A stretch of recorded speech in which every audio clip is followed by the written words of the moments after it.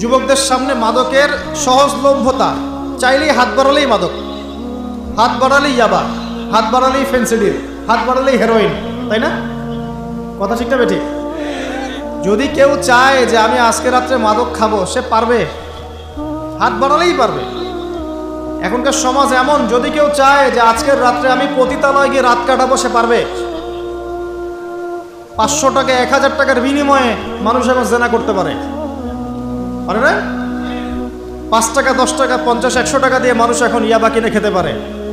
আর যারা সীমান্তবর্তী অঞ্চলে আছেন তারা আরো ভালো জানেন আমার কথা কতটুকু সত্য কতটুকু মিথ্যা।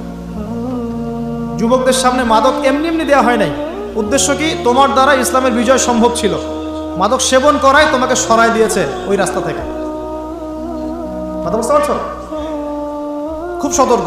3 নাম্বার, জুয়া। জুয়া তোমার সামনে জুয়া দিয়ে দিয়েছে। জুয়া, ফুটবল বিশ্বকাপ হইলে জুয়া, IPL হইলে জুয়া, BPL হইলে জুয়া, ফুটবল ফিফা হইলে জুয়া।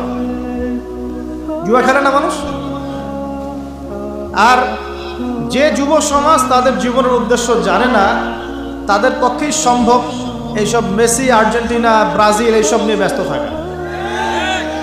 যারা নিজেদের জীবনের উদ্দেশ্য জানে তাদের জন্য কোশ্চিনকালেও এখানে সময় নষ্ট করা সম্ভব না।